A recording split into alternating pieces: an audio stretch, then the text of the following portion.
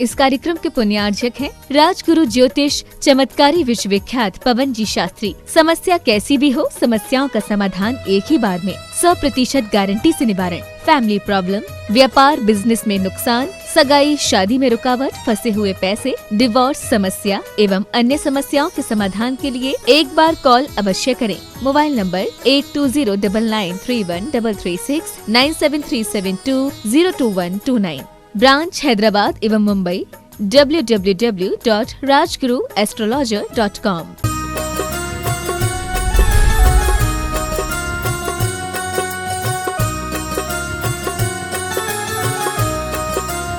बोलिए श्रवण संस्कृति को नायक आचार्य भगवंत गुरुवर श्री 108 विद्यासागर जी महामुनिराज की जय जय जय। बोलिए परम पूज्य गुणायतन प्रणेता, शंका समाधान करता, भावना योग प्रवर्तक, प्रखर वक्ता पूज्य मुनि श्री 108 प्रमाण सागर जी महामुनिराज की जय जय जय। समस्त मुनि संघ की जय जय जय। ग्रीष्म शीत की बाधाओं को जो हंसकर के सहते हैं, ग्रीष्म शीत की बाधाओं को जो हंसकर के सहते हैं, सब उनको अपना कहते पर वो अपना ना कहते हैं। लाखों की भीड़ लगी हो फिर भी जो अपने में रहते हैं, गुणायतन के जनक उन्हें गुरु प्रमाण सागर कहते हैं, गुरु प्रमाण सागर कहते हैं। बंधो, शाश्वत तीर्थराज सम्मेत शिखर की इस पावन तलहटी पर स्थित गुणायतन परिसर से मैं आप सभी लोगों का हृदय तल से स्वागत, वंदन और अभिनंदन करता हूं। बंधुओं, जैसा कि आपको विदित है, परम पूज्य मुनिश्री प्रमाण सागर जी महाराज की एक ऐसी अद्भुत परिकल्पना जो गुणायतन के रूप में साकार हो रही है। निश्चित ही गुणायतन वो आयतन है जिसके माध्यम से न जाने कितने लोग अपने जीवन में गुणात्मक परिवर्तन करेंगे, और निश्चित ही गुणायतन के माध्यम से न जाने कितने लोग अपने सम्यक्त्व का जागरण करेंगे और नर से नारायण, पतित से पावन, आत्मा से परमात्मा होने की कला को सीख पाएंगे, जान पाएंगे। बंधुओं, प्रतिदिन लोग गुणायतन से जुड़ रहे हैं और पूज्य मुनिश्री की परिकल्पना को साकार करने में दान और योगदान के माध्यम से अपनी मेहनती भूमिका निभा रहे हैं। देश विदेश से लोग अपने उदारतापूर्ण दान के माध्यम से इस गुणायतन के कार्य को तीव्रता से आगे बढ़ा रहे हैं। बंधुओं, इसी कड़ी में जिन्होंने आज अपने आप को गुणायतन से जोड़ा है, ऐसे श्रावक श्रेष्ठियों के नामों की मैं उद्घोषणा कर रहा हूं। आपकी करतल ध्वनि उनके सम्मान में होनी चाहिए। सर्वप्रथम जयपुर से निर्माण निधि के रूप में श्री पदमचंद पवन कुमार गंगवाल फुलेरा वाले श्री रमेश कुमार राजकुमार जी गंगवाल यहां पर उपस्थित हैं, तो अपने ही स्थान पर खड़े हो जाएं। एक बार जोरदार करतल ध्वनि से इनके पुण्य की अनुमोदना कीजिएगा। द्वितीय निर्माण निधि के रूप में हमारे बीच में पदमचंद पवन कुमार गंगवाल फुलेरा वाले रमेश कुमार राजकुमार जी गंगवाल परिवार है। बहुत बहुत स्वागत, वंदन, अभिनंदन। आइएगा निर्माण निधि के रूप में अशोक नगर से श्री राजकुमार जैन पुत्र श्री जितेंद्र जैन समस्त परिवार, इन्होंने भी आज निर्माण निधि के रूप में अपने आप को जोड़ा। एक बार जोरदार करतल ध्वनि से इनकी भी पुण्य की अनुमोदना कीजिएगा। साथ ही जिन्होंने आज अपने आप को सूत्रधार के रूप में गुणायतन से जोड़ा है, ऐसे श्रावक श्रेष्ठियों के नामों की उद्घोषणा कर रहा हूं। स्वर्गीय शांति लाल जी, श्रीमती मोहन लता देवी पाटनी, स्वर्गीय संजय जी, श्रीमती अनीता पाटनी, सिद्धार्थ दीपिका पीयूष अभिलाषा, निया दियारा पाटनी, सिद्धार्थ ग्रुप इचल करंजी महाराष्ट्र से एक बार जोरदार करतल ध्वनि से हमारे बीच उपस्थित है। मैं निवेदन करूंगा, उनके सम्मान के लिए मैं बुला रहा हूं श्रीमान चंद्र कुमार जी जैन साहब और विजय जी एडवोकेट दिल्ली से। वो आएंगे और ऐसे सूत्रधार परिवार का सम्मान करेंगे। मैं निवेदन करूंगा वो आए मंच में, पूज्य गुरुदेव का मंगल आशीष प्राप्त करें और उनके सम्मान में चंद्र कुमार जी, विजय कुमार जी जैन, जो पूरा गुणायतन परिवार उनका हृदय से स्वागत, वंदन, अभिनंदन कर रहा है। बंधुओं, जैसा कि आपको पता है, पूज्य गुरुदेव की यह परिकल्पना गुणायतन, जिसके माध्यम से जन जन के अंदर गुणात्मक परिवर्तन होगा और आज की युवा पीढ़ी जान पाएगी धर्म के मर्म को, कैसे आत्मा परमात्मा बनती है और कैसे हम अपने जीवन में गुणात्मक परिवर्तन करें। तो मैं निवेदन करूंगा, अब तक जो लोग नहीं जुड़े हैं गुणायतन से, बंधु आज ही अपना मानस बनाइए और गुणायतन से जुड़कर के दान और योगदान के माध्यम से अपनी उस चंचला लक्ष्मी का सदुपयोग करते हुए अपने जीवन को उन्नत बनाएं। जोरदार करतल ध्वनि से अभिनंदन कीजिएगा सूत्रधार परिवार का। इसी कड़ी में आज हमारे बीच में जो प्रमाणिक समूह के सक्रिय कार्यकर्ता उपस्थित हैं, श्रीमान मनोज जैन जी इंदौर से हैं। मैं निवेदन करूंगा, उनका भी आज पूरा गुणायतन परिवार स्वागत वंदन अभिनंदन करना चाहता है। आ जाएं, वो भी गुरुदेव का मंगल आशीष प्राप्त करें। और उनके सम्मान के लिए मैं बुला रहा हूं श्री हरीश जी काक जी और श्रीमान हरीश चंद जी जैन साहब, जो पूज्य मुनिश्री पूज्य छुल्लक श्री स्वरूप सागर जी महाराज के जिनको जनक होने का सौभाग्य प्राप्त है, ऐसे हरीश जी और हरीश चंद जी आए और सम्मान करेंगे हमारे मनोज भैया का, जो प्रमाणिक समूह के सक्रिय कार्यकर्ता हैं। बंधुओं, प्रमाणिक समूह जिसके माध्यम से आज नई नई तकनीकी के माध्यम से आज के जो बच्चे हैं किस प्रकार से धर्म से जुड़ सकते हैं, प्रमाणिक समूह के माध्यम से नित्य प्रति नए नए प्रकल्प किए जाते हैं, जिसके माध्यम से पाठशाला चलाई जाती है। पाठशाला में आज बच्चे ऑनलाइन सीख रहे हैं और ऑनलाइन सीख करके धर्म के मर्म को जान रहे हैं, जैनत्व के संस्कार, यही संस्कार आगे चल करके हमारे जिन शासन की ध्वजा पताका को आगे लेकर के जिन शासन को बढ़ाएंगे। एक बार जोरदार करतल ध्वनि से मनोज भैया का स्वागत वंदन अभिनंदन करते हैं। आइएगा, अब चलते हैं बिना किसी विलंब के सीधे सीधे जिसका हम सभी को इंतजार रहता है, शंका समाधान का लोकप्रिय सत्र। लोग टीवी के सामने आंखें टकटकी लगा करके देख रहे हैं, दोनों हाथों को जोड़िए सभी लोग, पूज्य गुरुदेव के चरणों में नमन निवेद करते हुए शंका समाधान के सत्र को प्रारंभ करते हैं। हे गुरुवर नमोस्तु नमोस्तु नमोस्तु। आइएगा, चलते हैं प्रथम प्रश्न के लिए। मैं निवेदन कर रहा हूं हमारे बीच में श्रीमती रचना जैन धर्मपत्नी रमेश कुमार जी गंगवाल यहां उपस्थित हों तो प्रथम प्रश्न, और उसके बाद हमारे जो सूत्रधार जिन्होंने बनने का सौभाग्य प्राप्त किया है श्री दीपिका सिद्धार्थ पाटनी इचलकरंजी जी महाराष्ट्र से तैयार रहेंगे। नमोस्तु महाराज जी, नमोस्तु महाराज जी, नमोस्तु महाराज जी। महाराज जी, मेरा प्रश्न है कि गुप्त दान करने से कितना लाभ होता है और कितना पुण्य होता है? दान करने से लाभ होता है। दान करके मान मत करो। गुप्त दान करने का बड़ा पुण्य है, लेकिन कोई जरूरी नहीं कि गुप्त दान ही करो। कई बार गुप्त दान से ज्यादा पुण्य उजागर करने में मिलता है। तो महाराज जी फिर सुनो तो पूरी बात। गुप्त दान बहुत अच्छा दान है और कहा जाता है गुप्त दान महादान। मैं भी ऐसा ही कहा करता था, लेकिन एक दिन विचार में आया कि गुप्त दान यदि वैयक्तिक दान हो तो गुप्त दान सर्वोत्तम है, लेकिन कोई बड़ा काम करना है जिसमें अनेक लोगों के सहयोग की अपेक्षा हो तो वहाँ दान उजागर करके देने में ज़्यादा अच्छा है, क्योंकि लोग एक दूसरे को देख करके दान देने के लिए उत्साहित होते हैं। तो आपके दान की प्रेरणा से देखकर कि दूसरा आदमी को दान की प्रेरणा मिल रही है तो उसकी प्रेरणा में निमित्त बनने का पुण्य भी आपको मिलेगा। तो दान आवश्यकता और प्रसंग के अनुसार दिया जाता है। ऐसा नियम बना दो कि हमें गुप्त दान ही देना है तो दान ही गुप्त हो जाएगा, फिर दूसरे लोग प्रेरित नहीं हो पाएंगे। तो जहाँ बहुतों की जरूरत है वहाँ उजागर करके दो, और जहाँ वैयक्तिक है वहाँ गुप्त दो, तो कोई हानि नहीं। नमस्ते महाराज जी, नमस्ते। अगले प्रश्न के लिए दीपिका सिद्धार्थ पाटनी इचलकरंजी महाराष्ट्र से, और उसके बाद तैयार रहेंगे रूपाली जैन संदीप जैन महाराष्ट्र। गुरुवर के चरणों में मेरा 3 बार नमोस्तु। महाराज श्री, मेरा प्रश्न ये है कि जब आपका किसी से विवाद हो जाता है तब आपके मन में उस समय बहुत तरीके से विचार आते हैं, मतलब कभी अच्छे कभी बुरे, बहुत प्रकार के विचार आते हैं। तब हमें उस समय कौन सा संयम भाव रखना चाहिए कि उस परिस्थिति में हम अपने आप को शांत रख सकें?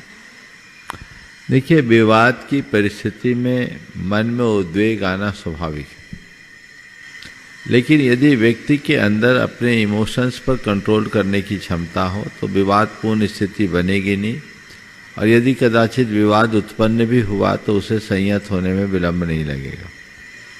तो जब कभी भी विवाद उत्पन्न हो तो हमें 2 बातों को ध्यान में रखना चाहिए। पहली बात, हमें अपनी सोच को बड़ी बनाने की कोशिश करनी चाहिए और इस बात की तहकीकात करके देखना चाहिए कि जिस वजह से विवाद है वो विवाद जैसा है भी या नहीं। कई बार तो लोग बेवजह की बातों में विवाद करते हैं और आरोप प्रत्यारोप की भाषा का प्रयोग करना शुरू कर देते हैं। तो उससे हम अगर अपने आप को दूर कर लें तो बहुत सारी विवादजनक स्थितियों से अपने आप को बचाया जा सकता है। यानी हम थोड़ा सकारात्मक सोचना शुरू करें तो विवाद से हम बहुत अच्छे से बच सकते हैं। और दूसरा विवाद का एक बड़ा कारण होता है वो आग्रही वृत्ति, अपनी बात को थोपने की आदत, अपनी बात पर अड़ने की प्रवृत्ति। जो अड़ते वही लड़ते हैं, तो अड़ने की बात को हटा दें, हम अडामेंट नहीं रहें, एडजस्टमेंट करके चलें। ये सूत्र आत्मसात कर लें तो हम विवाद से व्याकुल नहीं होंगे। कोशिश करें विवाद हो ही नहीं, और विवाद हो भी तो हम संवाद जोड़ लें, कम्युनिकेशन बना लें, ताकि चीज़ें ठीक बन जाए। नमोस्तु महाराज जी। रूपाली जैन, संदीप जैन महाराष्ट्र से, और उसके बाद तैयार रहेंगी सरोज देवी सेठी दीमापुर। महाराज जी नमोस्तु गुरुदेव, नमोस्तु गुरुदेव। महाराज जी, हमारे शरीर पर अन्न और पानी का क्या प्रभाव पड़ता है? जीवन में अन्न और पानी का क्या प्रभाव पड़ता है? हम तो बचपन से कहते हैं जैसा खावे यान वैसा होए मन, जैसी पीवे पानी वैसा ही होए वाणी। तो हमारे भोजन और पानी का हमारे तन और मन से बड़ा गहरा संबंध है। हम अपने, आज तो विज्ञान भी इस बात को सिद्ध कर चुका है कि हम जिस तरह का भोजन करते हैं उसका हमारी मनोवृत्तियों से संबंध होता है। इसलिए हमें सात्विक भोजन ग्रहण करने की बात की गई है, ताकि हम अपनी सात्विक प्रवृत्तियों को विकसित कर सके। पुराने समय में सात्विक, रासिक, तामसिक 3 प्रकार की प्रवृत्ति बताई गई, 3 गुण की अपेक्षा, और इसका आधार 3 प्रकार का भोजन कहा गया। तामसिक भोजन से तमोगुण की वृद्धि होती है, राजसिक भोजन से रजोगुण की, और सात्विक भोजन से सतोगुण की। तो जीवन में सात्विकता को लाना है तो सात्विक भोजन करना चाहिए। और विज्ञान ने भी इस बात पर पूरी अपनी मुहर लगा दी। 30 नृशंस अपराधियों पर एक शोध हुआ अमेरिका में। 10-10 के 3 ग्रुप बनाए गए।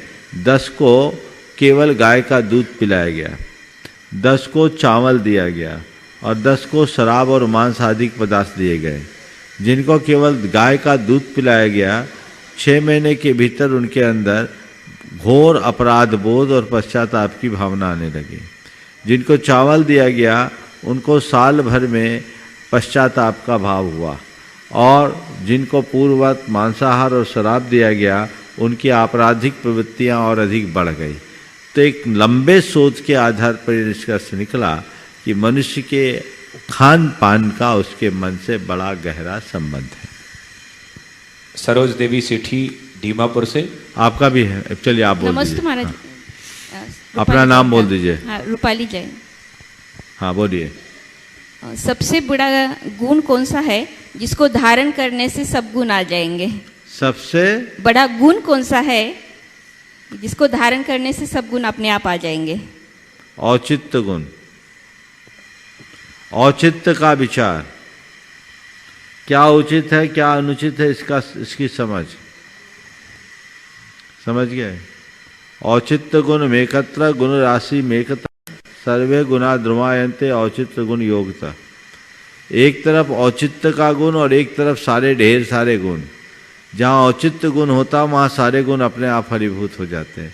तो उचित अनुचित का विवेक, सूझबूझ की क्षमता अगर मनुष्य के अंदर आ जाए तो उसके भीतर सारे गुण अपने आप प्रकट हो जाए। सरोज देवी सेठी दीमापुर से, और उसके बाद तैयार रहेंगे श्रीमान मनोज जैन जी, प्रामाणिक समूह के सक्रिय कार्यकर्ता इंदौर से। नमोस्तु नमोस्तु नमोस्तु महाराज श्री। मेरा ये प्रश्न है कि जब हम लोग, जैसा कि हम कई बार मंदिर जी में पूजा करने पहले बैठ जाते हैं, और बाद में जब कोई पूजा जब वापस विधान अभिषेक होता है तो हम लोग बीच में उठकर चले जाते हैं, तो ऐसा उचित है जाना पूजा करने के बीच में? उत्तम तो ये है कि पूजा अभिषेक होने के बाद करो, लेकिन ऐसी व्यवस्था नहीं बनती तो ऐसी जगह अपना आसन लगा लो कि दोनों काम हो जाए। समझ गए? ऐसी व्यवस्था होनी चाहिए। उचित तो नहीं है ना? आप शक्ति अनुसार करो। चलिए, मनोज जैन जी प्रामाणिक समूह के सक्रिय कार्यकर्ता इंदौर से, और उसके बाद तैयार रहेंगे श्रीमान सुभाष जी, सीईओ गुणायतन। बोलो। नमस्ते गुरुवर। गुरुवर, मेरा प्रश्न ये है कि जीवन में ऐसा कई बार हमारे साथ होता है कि हम अपनी तरफ से सब कुछ अच्छा करने की कोशिश करते हैं, अपना आचरण अच्छा रखते हैं, अपने वचन अच्छे रखते हैं, लेकिन फिर भी हमें सामाजिक जीवन में कई बार अपयश का सामना करना पड़ता है। तो ऐसी परिस्थिति क्यों जन्म लेती है और ऐसी परिस्थिति में हमें अपने भावों के साथ में कैसे डीलिंग करना चाहिए महाराज जी? देखो, ऐसी परिस्थिति क्यों जन्म लेती है इसकी बात बाद में करूँगा। ऐसी परिस्थिति जन्म लेने पर हमें क्या करना चाहिए, तो मैं एक ही बात कहूँ, इस वाक्य को याद रखना चाहिए। हम कुछ अच्छा करें ये हमारा पुरुषार्थ है, उसका परिणाम अच्छा मिले ये हमारा भाग्य है। क्या बोला? हम कुछ अच्छा करें ये हमारा पुरुषार्थ है और लोग उसे अच्छा माने ये हमारा भाग्य है। तो हम पुरुषार्थ अच्छा करें जो हमारे हाथ में है। कोई ज़रूरी नहीं कि जो हम अच्छा समझकर करें उसे दुनिया अच्छा माने ही। कई बार हमारा भाग्य अनुकूल ना हो तो अच्छा करने पर भी लोगों को बुरा लगता है, तो हम उसको ना देखें, हम अपना जो काम है वो करें। समझ गए? आपने पूछा ऐसा क्यों होता है, तो उसकी वजह है। उसकी वजह हमारे शास्त्र के अनुसार ये है कि आपने अतीत जीवन में ऐसा किया है कि अच्छा करने वालों की आलोचना की, और जो व्यक्ति आज अच्छा करने वालों की आलोचना कर रहा है तो उसे ऐसे कर्म का बंध होता है कि भविष्य में वो कितना भी अच्छा करे उसको आलोचना मिलेगी, अनुशंसा नहीं। बहुत सारे लोग कहते हैं महाराज जी हम बहुत अच्छा करते हैं, हमको इसका यश नहीं मिलता। बहुतों को मैं अपने तरीके से जवाब दे दिया करता था, पर इसका जवाब भगवती आराधना का स्वाध्याय करते समय मिला, जो मैंने अभी आपको सार में बताया कि अच्छा करने वालों की आलोचना नहीं, अनुमोदना करो। आलोचना करोगे तो कल तुम आलोचना के पात्र बनोगे। तो मेरे साथ ऐसा क्यों हो रहा है, ये मेरे खोटे भाग्य के कारण हो रहा है, और खोटा भाग्य मेरे खोटे कुत्तों का प्रतिबिंब है। तो मैंने अच्छा करने वालों की आलोचना की, इसलिए आज अच्छा करने के बाद भी आलोचना हो रही है। तो अब मैं क्या करूं? सोच लो, अरे मेरा कितना छीन पुण्य है कि अच्छा करने के बाद आलोचना हो रही, बुरा करूं तो पता नहीं फांसी लग जाए, इसलिए मुझे और अच्छा करना है, और अच्छा करना, और अच्छा करना, ये सोच बना के चलो। श्रीमान सुभाष जी, एक और हाँ कर ली नाम। नमस्ते महाराज जी, अगर हमारे जीवन में सब कुछ हमारे पूर्व में किए हुए पुण्य और पाप की वजह से ही होता है, तो वर्तमान में किए हुए पुरुषार्थ की क्या उपयोगिता है? किसने कहा सब कुछ पुण्य पाप के योग से ही होता है? ये कथन अधूरा है, पूरा नहीं। जीवन में जो घटता है उसमें पुण्य पाप का महत्वपूर्ण योग है, लेकिन जो कुछ भी घटता है वो केवल पुण्य और पाप के योग से ही होता है, ये बात सही नहीं। बहुत सारी चीज़ें संयोगों पर होती, हम अपने संयोगों के बल पर बहुत कुछ बदल भी सकते हैं। तो हमें केवल एक बात ध्यान में रखना चाहिए कि हमें क्या करना है, और जो हमें करना है वो करना है। केवल कर्म ही सब कुछ कराता है ऐसा नहीं है, कर्म के साथ अन्य भी निमित्त होते हैं। दैव होता है, काल होता है, भवितव्य होता है, पुरुषार्थ होता है, ये सारे योग मिलते हैं तब हमारे जीवन का काम पूरा होता है। इसलिए चूँकि मुख्य रूप से पुण्य पाप की भूमिका ज़्यादा प्रबल होती है, इसलिए लोग पुण्य पाप को ही प्रमुखता देते हैं। लेकिन जब हम गहराई से विचार करें तो पुण्य पाप के साथ अन्य बातें भी हमारे जीवन में महत्वपूर्ण स्थान रखती हैं। श्रीमान सुभाष जी, एक और है, चलो पूछो। नमस्ते महाराज जी। महाराज जी मेरा प्रश्न ये है कि हनुमान जी और राम जी भी मोक्ष गए हैं, तो हम उनकी मूर्ति बना के उनकी पूजा क्यों नहीं करते? देखिए, जैन धर्म में एक बात कही गई कि 24 तीर्थंकर में सब समा जाते हैं। तुम कोई भी नाम ले लो, जो बीतरागी है, सर्वज्ञ है, हितोपदेशी, वो हमारे भगवान है।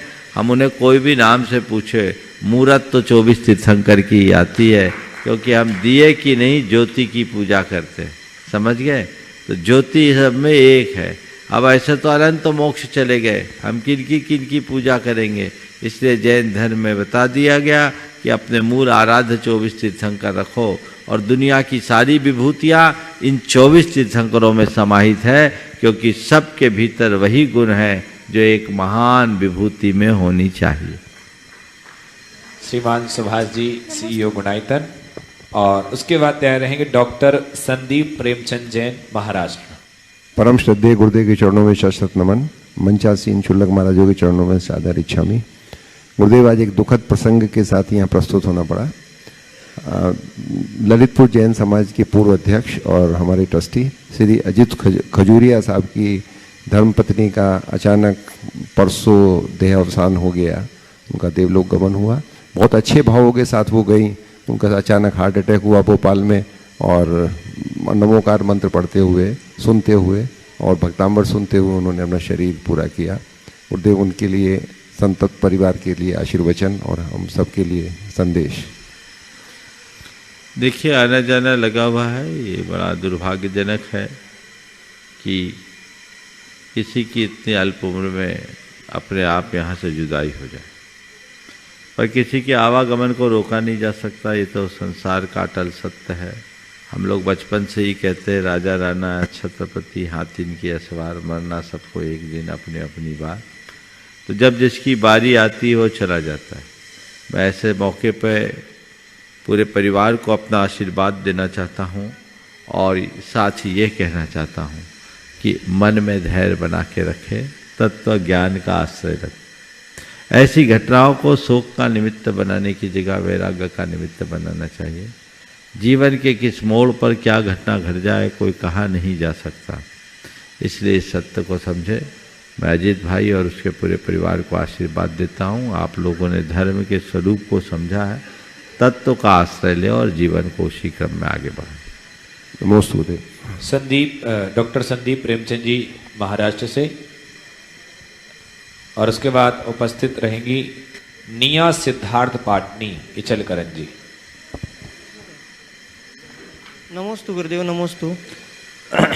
मेरा प्रश्न है, मोह विकारों पर कैसे जीत पाए? क्या बोले? मोह विकारों पर कैसे जीत पाए? मोह विकार पर विजय कैसे पाए? मोह के विकार पर विजय प्राप्त करना है तो तत्व ज्ञान लो, जीवन की वास्तविकता को समझो, मोह खत्म हो जाएगा। देखो, एक व्यवहार में कई बार ये बात सामने आती है, किसी का किसी से बड़ा लगाव होता है, जुड़ाव होता है, और बाद में उससे दूर हो जाते। बोले क्यों? मेरा उससे मोह भंग हो गया। क्यों हो गया भैया? मैंने उसकी हकीकत जान ली, वो सामने कुछ था और अंदर में कुछ था। तो जब ये बात सामने आती कि मैंने उसकी हकीकत जान ली, वो सामने कुछ था, भीतर कुछ था, मोह भंग हो गया। तो ऐसे जिस दिन तुम्हें जीवन की वास्तविकता समझ में आ जाएगी, उस दिन तुम्हारा मोह भंग हो जाएगा। तुमने भ्रम को सच मान लिया है, समझ गए? सपने को सत्य मान लिया, नींद में सो रहे हो, यथार्थ से अनभिज्ञ। जीवन की वास्तविकता को समझो। क्या मोह है हमारा? ये घर परिवार, धन संपत्ति, परिजन, शरीर सब मेरे हैं। किसके? कब छूट जाएगा कोई पता नहीं। इन पर तुम्हारा कोई जोर है क्या? इन पर कोई अधिकार है क्या?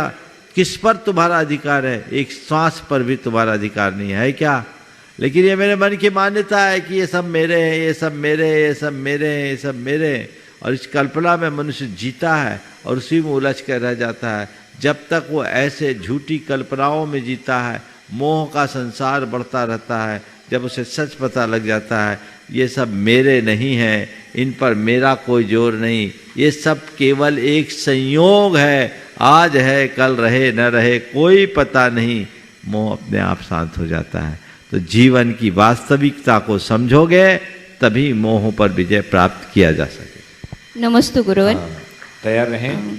पंछी और जो प्राणी हैं वो भी जीते और मरते हैं, तो हमारे जीवन जीने का उद्देश्य क्या है? पंछी जिनका नाम ले वही प्रश्न करे तो अच्छा है, क्योंकि इनका सारा समीकरण बिगड़ जाएगा, है ना। आपका तो उत्तर मैं दे रहा हूँ। जीने का उद्देश्य क्या है? मैंने एक बार सवाल किया कि भैया क्यों जी रहे हो, क्यों जी रहे हो? सभा में एक ने उत्तर दिया, इसलिए कि मरे नहीं। तो जो ये कह रहा है कि अभी हम मरे नहीं, वो जीते जी भी मरा जैसा है। केवल जन्म लेना, जीवन जीना और उसे पूरा कर देना, ये जीवन का उद्देश्य नहीं है। जीवन को सार्थक बनाना ही जीवन का उद्देश्य है। जीवन का रस पाना, जीवन का फल पाना। कम से कम मनुष्य जीवन पाकर मानवीय मूल्यों की प्रतिष्ठा करने बिना हमारा जीवन का कोई अर्थ नहीं। चलिए तैयार रहें। निया जैन, निया सिद्धार्थ पाटनी इचलकरंजी से, और उसके बाद धीरज जैन धूलिया महाराष्ट्र। नमस्ते महाराज जी,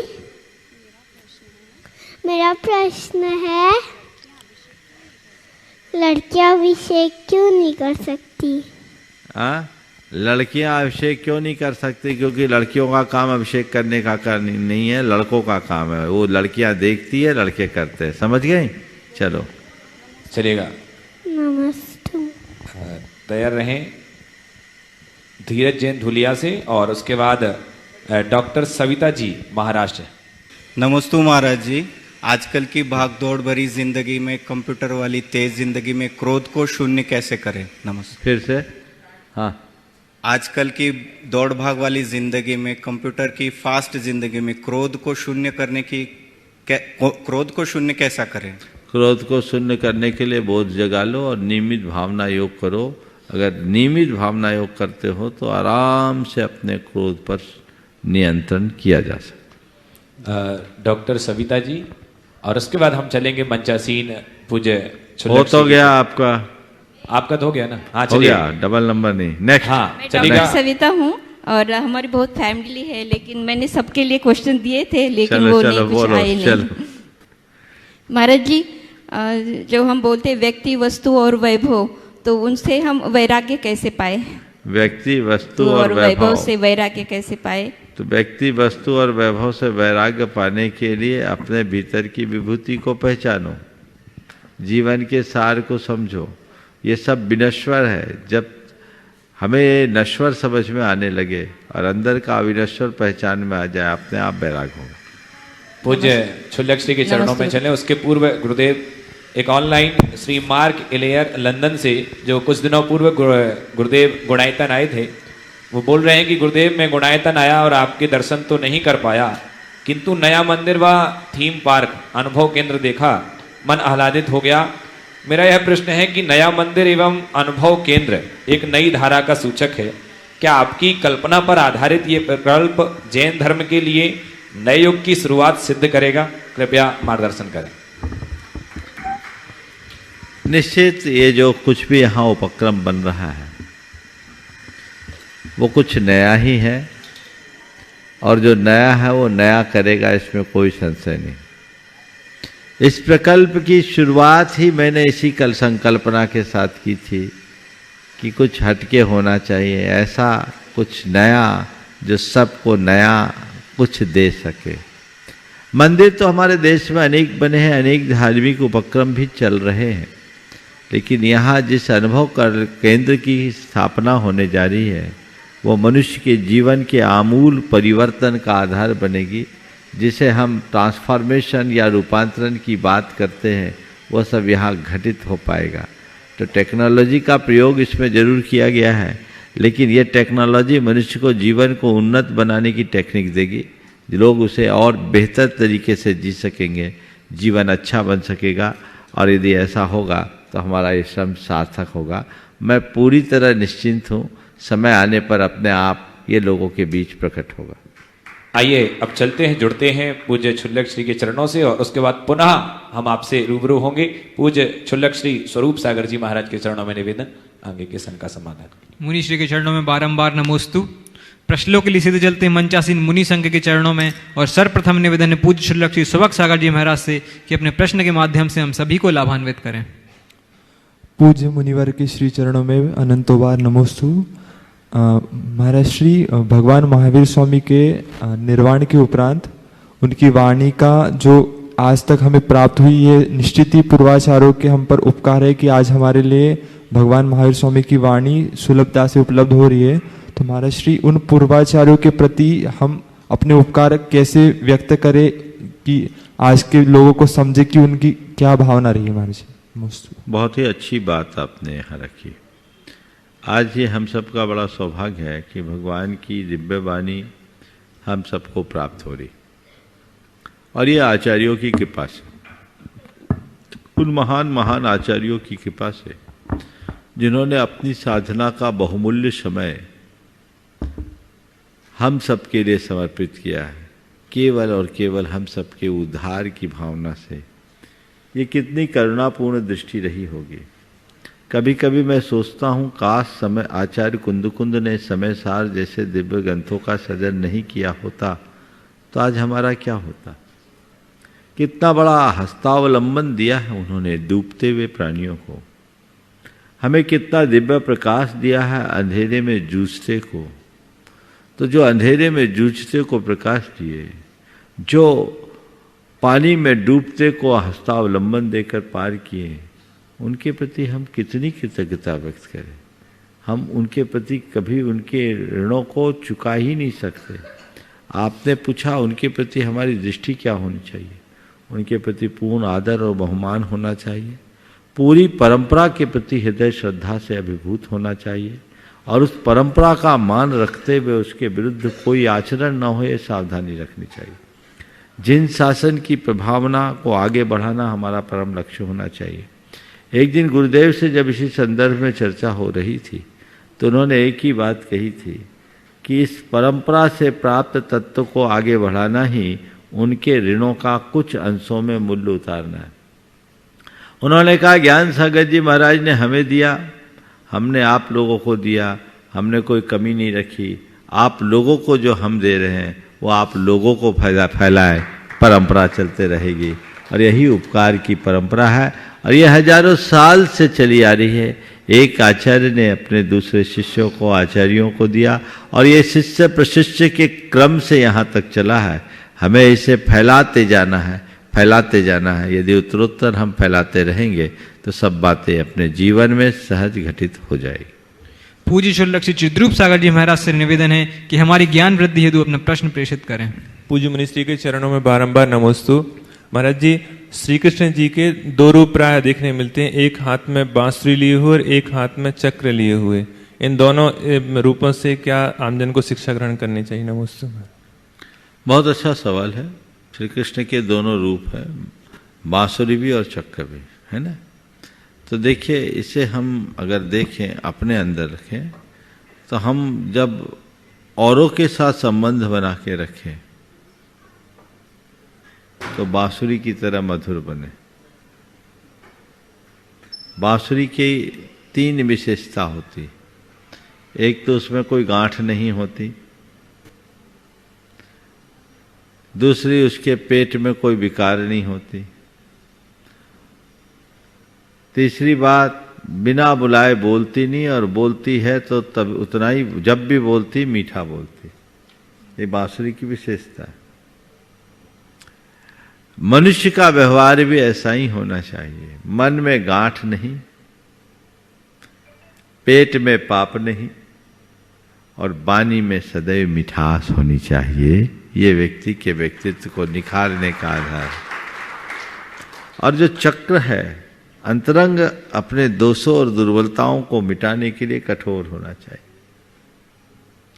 उनके प्रति जब तक हम अंदर से जागरूक नहीं होंगे, अपने दोषों और दुर्बलताओं को दूर नहीं कर सकेंगे, जीवन को बेहतर नहीं बना सकेंगे। एक दृष्टिकोण ये हो सकता है।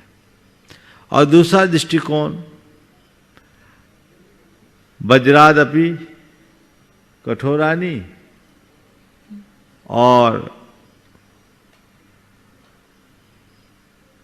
मृदुनी कुसुमादपि, कि वज्र की तरह कठोर रहो और फूल की तरह मृदु रहो। ये 2 व्यवस्था हमारे यहाँ नीति बताई गई। वज्र की तरह कठोर, जो समाज, देश और संस्कृति के लिए विघातक हो, उसके प्रति वज्र की तरह कठोर हो जाओ। और जो समाज की उन्नति में सहायक हो, उनके लिए फूल जैसा व्यवहार करो। दोनों व्यवस्थाएं और दृष्टि रख सकते हैं। निवेदन है पूज्य शुल्लक श्री समादर सागर जी महाराज से कि अपना प्रश्न रखें ताकि हमें भी दिशा बोधि की प्राप्ति हो। महाराज जी चंड में नमोस्तु नमोस्तु नमोस्तु। महाराज जी, सपने के बारे में सुनते हैं हम कि एक तो होता है खुली आँख का सपना और एक होता है बंद आँख का सपना। हम देखते तीर्थंकर जी माता होती है और जो महापुरुष होते हैं वो सपने में हाथी को देखते हैं। हाथी मुख में प्रवेश किया है और एरावत हाथी पर भगवान को ले जाकर वहाँ पर उनका अभिषेक होता है। तो हाथी की जो इस प्रकार से वो बताई है स्वप्न में देखने का शुभ, तो इसके राजी क्या लक्षण है और क्या इसके वो मिलते हैं वो राजी सब। गज को स्वप्न शास्त्र में प्रगति और समृद्धि का द्योतक माना गया। अगर सपने में कोई गज देखता है तो वह समृद्धि और प्रगति का द्योतक होता है। तीर्थंकर की माँ जो गज देखती है वो इस बात का द्योतक है कि संपूर्ण व्यक्तित्व का धनी, प्रगतिशील, समृद्धि और वैभव का धनी कोई जीव उनके पेट में आ रहा है। तो गज को मांगलिक प्रतीक माना गया। शकुन शास्त्र में भी गज की बड़ी महिमा है। अगर आप किसी कार्य के लिए जा रहे, सामने से गज आता दिखता है तो उसे सफलता का और विजय का द्योतक माना जाता है। और उस पर भी यदि उसकी सूंड ऊपर हो तो 100% सफलता की संभावना हो। तो ये चीज़ें अलग अलग तरीके से है और उसको उसी संदर्भ में देखना चाहिए। आइए अब अगले प्रश्न के लिए मैं निवेदन कर रहा हूं परमादरणीय पंडित सिद्धार्थ जी शतना, और उसके बाद तैयार रहेंगे पूज्य स्वरूप सागर जी महाराज के जनक जननी होने का सौभाग्य जिन्हें प्राप्त है, श्रीमान हरीश चंद जी, बिमला जी जैन। परम पूज्य गुरुचरणों में शतवार नमोस्तु नमोस्तु नमोस्तु। छुल्लक जी के चरणों में इच्छामी। निर्भय हास रसी की एक कविता थी, उसकी 2 पंक्तियां मुझे वो जहन में आ रही हैं। उसी संबंध में मैं प्रश्न पूछना चाहता हूं कि ब्राह्मण का बेटा हूं, सारे मंत्र मुझे याद हैं। ब्राह्मण का बेटा हूं, सारे मंत्रों का ज्ञाता हूं, सब मंत्र जानता हूं। भूल इतनी होती है कोई कौन सा शादी के मंडप में पढ़ना है और कौन सा शमशान में पढ़ना है, इसमें गलती हो जाती। बहुत सुंदर। मैं प्रश्न इसी के आधार पर कहता हूं कि शब्द संख्याते हैं और अर्थ असंख्याते हैं। असंख्याते अर्थ को कहने के लिए एक एक शब्द को कई कई अर्थों में प्रयुक्त होता है, और वो अर्थों में प्रयुक्त करने वाला किन सीमाओं के द्वारा किस प्रकार से उसको अर्थ का प्रयोग करना चाहिए। सामान्य श्रावक भी यदि जिन आगम में कई शब्द आते हैं और उन शब्दों का अलग अलग जगह पर अलग अलग अर्थों में प्रयोग है, यदि हम इसकी सावधानी ना रखेंगे तो अर्थ का अनर्थ हो जाता। तो सामान्य श्रावक यदि जो बहुत पढ़ा नहीं है, बहुत स्वाध्यायी नहीं है, और उसे अपने शब्दों के अनुसार उसका अर्थ लगाना है, तो उसके लिए क्या बैरोमीटर होना चाहिए कि इस आधार पर इसका अर्थ लगाना ही चाहिए उसे? शब्द संख्यात है, अर्थ असंख्यात है, और संख्यात शब्दों के द्वारा असंख्यात अर्थ को प्रकट करना एक चुनौती है। शब्द की एक सीमा ही है। इसलिए शब्द का जब अर्थ निकाला जाता है तो केवल शब्द को नहीं देखना चाहिए, शब्द के साथ जुड़े हुए संदर्भ को भी देखना चाहिए। एक ही शब्द का अर्थ संदर्भ बदलने पर बदल जाता है। जैसे माँ कहती है बेटा पढ़ नहीं तो तू गधा ही रह जाएगा। बुरा लगता है क्या? माँ ने बेटे से कहा बेटा पढ़ नहीं तो तू गधा ही रह जाएगा। माँ ने कहा गधा कहा, और दूसरे ने कहा पढ़ा लिखा नहीं बिल्कुल गधा है। क्या हो गया? गधा दोनों तरफ से है, एक ही शब्द है, लेकिन पहले गधा शब्द के भाव में और बाद में प्रयुक्त गधा शब्द के भाव में जमीन आसमान का अंतर। और थोड़ा आगे बढ़े, एक संतान अपनी माँ को माँ कहता है और दूसरी वही व्यक्ति अपनी माँ के समवयस्क किसी दूसरी स्त्री को माँ कहता है। संबोधन दोनों में समान है, लेकिन क्या अर्थ समान है? माँ जैसा सम्मान दूसरी स्त्री के प्रति हो सकता है, पर माँ जैसी श्रद्धा तो केवल जन्मदात्री माँ ही पाती है। एक शब्द अलग संदर्भ में अलग अर्थ को प्रकट कर रहा है। अगर हम शास्त्रीय भाषा में कहें तो शब्द के अर्थ मात्र को नहीं देखना चाहिए, हमें शब्दार्थ के साथ साथ नयार्थ देखना चाहिए। मतार्थ देखना चाहिए, आगमार्थ देखना चाहिए, फिर भावार्थ देखना चाहिए। कौन सी बात किस अर्थ में कही गई है। दुर्भाग्य है कि लोग इस रहस्य को नहीं समझते और नाना प्रकार की विडंबनाएं प्रकट करते रहते हैं, जिनसे अर्थ का अनर्थ होता है। उससे बचकर चलना चाहिए। अगला तैयार रहें। अगले प्रश्न के लिए हरीश चंद जी, विमला जी जैन।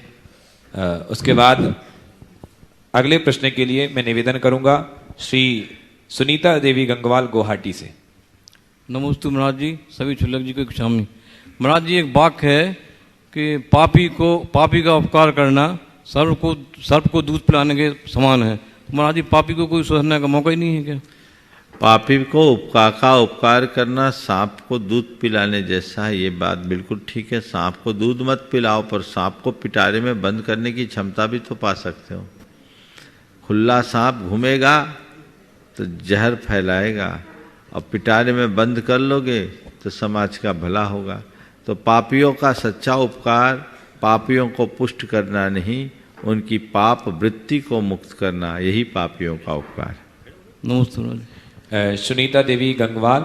और उसके बाद तैयार रहेंगे दहीगांव जलगांव महाराष्ट्र से वीरेश अमित जैन। मुनिश्री के चरणों में त्रिवार नमोस्तु नमोस्तु नमोस्तु। मुनिश्री पंच कल्याणक महोत्सव में भगवान के माता पिता बनने वाले पात्र में किस तरह के विशेष गुण होने चाहिए, कृपया मार्गदर्शन करें। अनेक बार इस पर प्रकाश डाला गया है। जहाँ बनना है और जो बना रहा है उनसे पूछ लो, क्योंकि आजकल माता पिता का उत्साह बहुत बढ़ा है, लेकिन धीरे धीरे देखने में आया है कि अब उनकी गरिमा भी कम हो रही। भगवान के माता पिता बनने वाले के अंदर वो सारे गुण होने चाहिए जो कम से कम एक अच्छे श्रावक में हो। नैष्ठिक श्रावक जैसे गुण न भी हो कदाचित, तो पाक्षिक श्रावक के संपूर्ण गुण तो उसमें होने चाहिए। अब तो मैंने एक जगह सुना,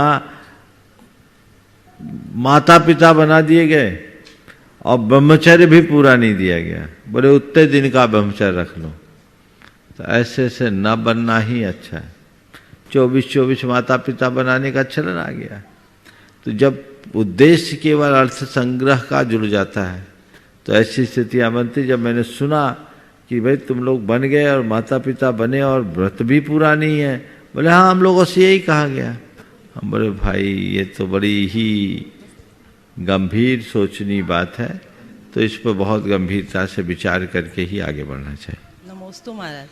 चलिए अगले प्रश्न के लिए वीरेश अमित जैन, दहीगांव जलगांव महाराष्ट्र से। और उसके बाद तैयार रहेंगे श्री महावीर अशोक बुबगे महाराष्ट्र से। नमस्ते महाराज जी। महाराज जी, मेरा क्वेश्चन है, आज की नई पीढ़ी के बच्चों में धर्म के प्रति रुचि कैसे निर्माण करें? नई पीढ़ी के बच्चों में धर्म के प्रति रुचि कैसे निर्माण करें? उनको केवल थोपने से काम नहीं होगा। बच्चों को अगर प्रामाणिक, छोटे बच्चे हैं एकदम नन्हे मुन्ने, इन्हें प्रामाणिक पाठशाला से जोड़ दो, अपने आप रुचि बढ़ जाएगी। समझ गए? ये भाग भाग करके पाठशाला अटेंड करेंगे। ऑनलाइन भी आप कर सकते हो, आप देख लीजिए, बहुत लाभ होगा। जी श्री महावीर अशोक बुबगे महाराष्ट्र से। और उसके बाद तैयार रहेंगी श्रीमती साधना विजय जी जैन, एडवोकेट दिल्ली। महाराष्ट्र ये 4 साल का बच्चा है, उसने पूरी वंदना पैदल यात्रा की है। बहुत सुंदर, जोरदार अभिनंदन करो उसका। बहुत बढ़िया। हाँ चलो पीछे पीछे तो हो गया। ये तो एक बार आ चुके भाई, तुम बार बार नहीं आओ। चलो चलिए हो गया आपका। मैं निवेदन कर रहा हूं अगले प्रश्न के लिए साधना विजय जी जैन, एडवोकेट। और उसके बाद पदम चंद पवन कुमार गंगवाल, फुलेरा वाले। गुरुदेव नमोस्तु। इच्छामी महाराष्ट्र। गुरुदेव, पहले कहा जाता था कि सब्र और सच्चाई एक ऐसी सवारी है जो अपने सवार को कभी गिरने नहीं देती है, न किसी के कदमों में और न किसी की नज़रों में। लेकिन गुरुवर, वर्तमान परिप्रेक्ष्य में इनके मापदंड बदल गए हैं। तो गुरुवर, इस बदली हुई परिस्थिति का सामना कैसे किया जाए, कृपया समाधान। सब्र और सच्चाई। सब्र और सच्चाई। सब्र और सच्चाई, हाँ, किसी को गिरने नहीं देती। किसी की नजरों में या किसी के। न नजरों में गिरने देगी न कदमों में गिरने देगी। ये श्रद्धांजलि जिसको होगा वो शब्द भी धारण करेगा और सच्चाई पर भी स्थिर होगा। लेकिन आजकल लोग शॉर्टकट अपनाने लगते हैं। जी गुरुदेव। सब चीज इंस्टेंट चाहते, इसलिए शब्द चला गया जी। और बिना श्रम के कुछ पाना चाहते, इसलिए सत्य चला गया जी। पर उन्हें ये नहीं दिखता कि हम जितने आसानी से आगे बढ़ते उतनी सहजता से पीछे भी आना पड़ता है। जी। आजकल लोगों की प्रवृत्ति बारिश का पेड़ बनने की हो गई। वो बारिश के पेड़ की तरफ बहुत तेजी से पनपना चाहते हैं। बरसात के दिनों में पेड़ होता है 4 महीने में 8 फीट का हो जाता है। जी गुरुदेव। लेकिन जितनी तेजी से वो बढ़ता है उतनी तेजी से सूख भी जाता है। बरसात खत्म हुए अभी 2 महीने हुए हैं। आप देख लीजिए आसपास उगे हुए पेड़ों की क्या दशा है। महीने भर बाद तो वो भी पता नहीं चलेगा, सब सूख के कांटे हो जाएंगे। लेकिन बरगद का पेड़ बनो जो एक बार बढ़े तो बढ़ता ही जाए। वो 8 फीट का होने में 5-7 बरस ले लेता है, लेकिन एक बार बढ़ता है तो बढ़ता ही जाता है। जो शॉर्ट टर्म गेन देखते हैं वो व्यक्ति हर काम को इंस्टेंट चाहते हैं और उसके लिए असत्य का भी आलम्बन लेते हैं। लेकिन जिन्हें दीर्घकालिक लाभ चाहिए वो शब्द भी धारण करेंगे और सत्य के भी अनुकरण करेंगे। नमोस्तु गुरुदेव। पदमचंद पवन कुमार जी गंगवाल जयपुर से हैं? नहीं है। हाँ चलेंगे। अगले प्रश्न के लिए देवेंद्र जैन जी मधुबन शेखर जी से हमारे बीच में अपना प्रश्न रखेंगे। गुरुदेव, एक ऑनलाइन प्रश्न हमारे गुणायतन के ट्रस्टी रमेश गुणमाला काला जिनकी बेटी और दामाद ने एक स्वयं मिलकर के एक मंदिर जिनालय का निर्माण इंदौर में किया है और उनको अभी आगामी पंचकल्याणक में माता पिता होने का सौभाग्य प्राप्त है, तो वो आपसे आशीर्वाद चाहते हैं। साथ ही प्रश्न कर रहे हैं गुरुदेव, ब्रह्म मुहूर्त में जागने के बाद भगवान की आराधना किस तरह करनी चाहिए? ब्रह्म मुहूर्त में कौन सी साधना करनी चाहिए? क्या प्रार्थना करना चाहिए? साधना, आराधना और प्रार्थना में क्या अंतर है? कृपया मेरी शंका का समाधान करें। देखिए, ब्रह्म मुहूर्त का जीवन में बड़ा महत्व है। व्यक्ति को ब्रह्म मुहूर्त में बिस्तर छोड़ना चाहिए। उस समय हमारी शरीर में स्फूर्ति रहती है, चेतना निर्मल होती है, पवित्र होती है। शरीर में सेरोटोनिन नाम का रसायन विशेष रूप से बहता है जो हमें अलग स्फूर्ति और ऊर्जा को प्रदान करता है। ब्रह्म मुहूर्त हमारी साधना आराधना का क्षण है। उस समय आपने पूछा हम हमें किस तरह से शुरुआत करनी चाहिए, तो ब्रह्म मुहूर्त में आँख खोलते ही सबसे पहले प्रभु परमात्मा के चरणों में अपनी ओर से कृतज्ञता भरा आभार व्यक्त करना चाहिए।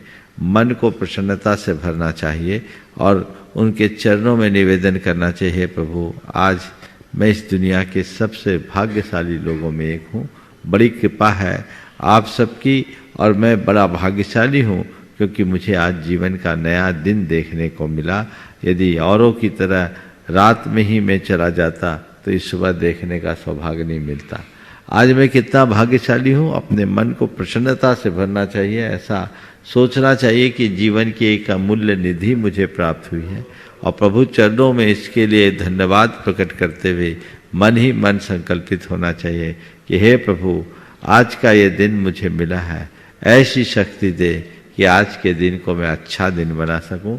आज मुझे प्रसन्न रहना है, आज मुझे खुश रहना है, आज मुझे सहज रहना है, आज मुझे संतोष के साथ अपना जीवन जीना है, सकारात्मकता को अपने जीवन का मूल मंत्र बनाना है।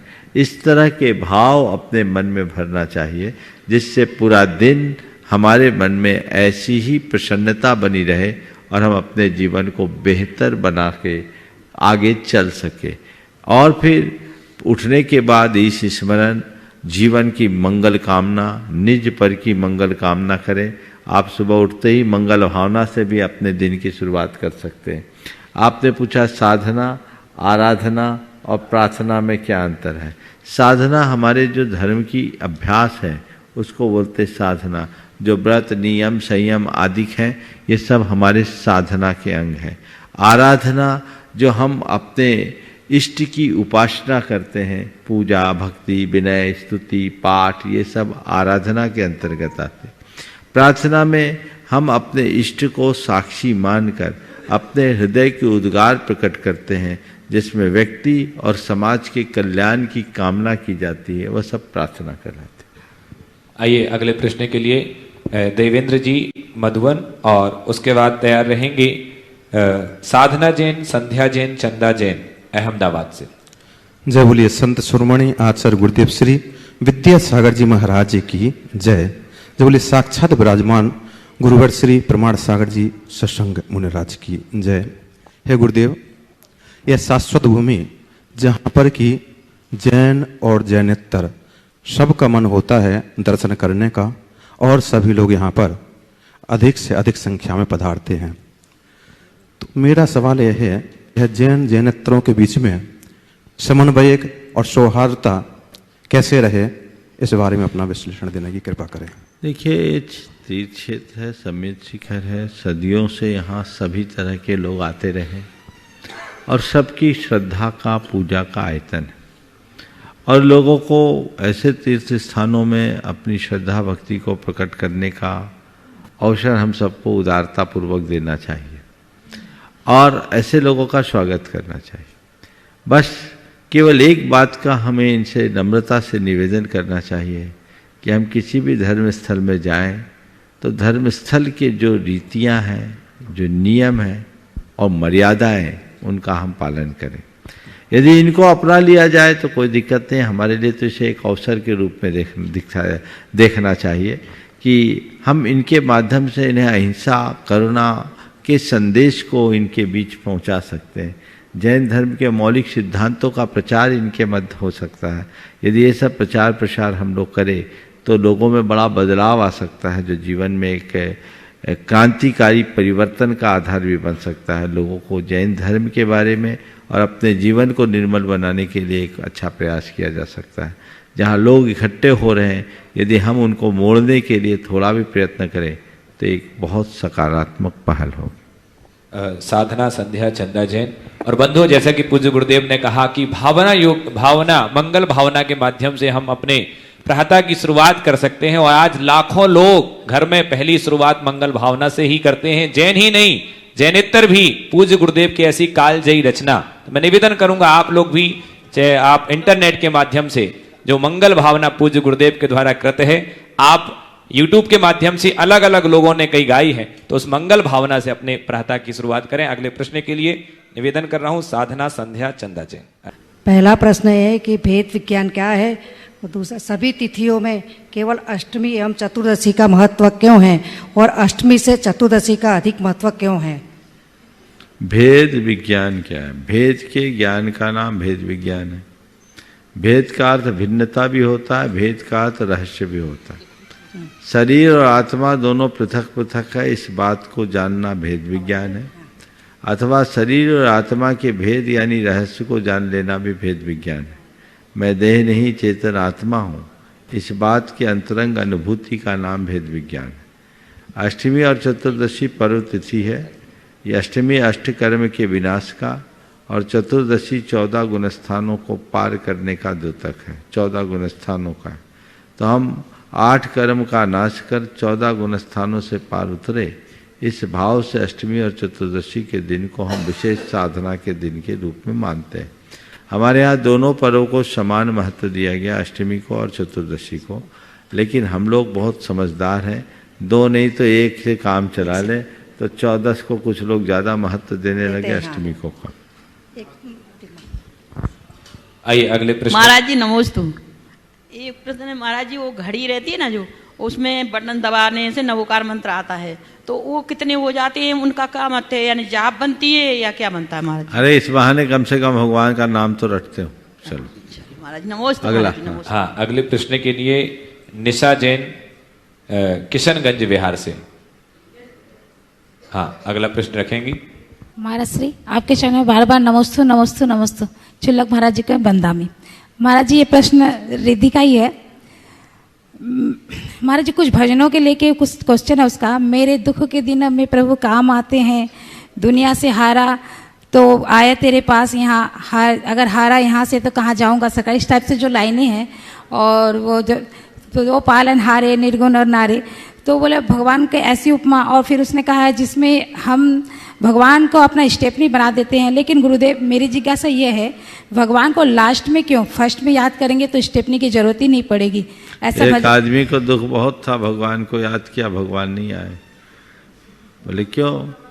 बोले जब कोई नहीं आता मेरे भगवान आते हैं, मेरे दुख के दिनों में वे बड़े काम आते हैं। ये बोल रहा था तो सबको बोले, भगवान ने कहा तू सबको बुला रहा तो मैं क्यों आऊँगा, तो मुझे स्टेपनी बना रखा है, मेन व्हील बनाता है। दरअसल होना तो यही चाहिए कि हम भगवान को ऐसे याद करें कि कोई और को याद करना ना पड़े। पर भक्ति ऐसे ही कहा जाती है, भक्ति में यही कहा जाता है कि मेरा और कोई नहीं, बस आप ही सहारा है। ये भक्ति के एक उद्गार हैं, हृदय के उद्गार हैं, जो इस तरीके से बनते और बदलते रहते हैं। समय हो गया। निर्गुण वाला तुम्हारा, वो जो भी भजन आदि गाते हैं लोग, उनको चाहिए कि जैन धर्म के मूलभूत सिद्धांतों के अनुरूप ही भजनों को गाएं। समय हो गया, यहीं पर विराम। बोलिए परम पूज्य आचार्य गुरुवर श्री विद्यासागर महाराज।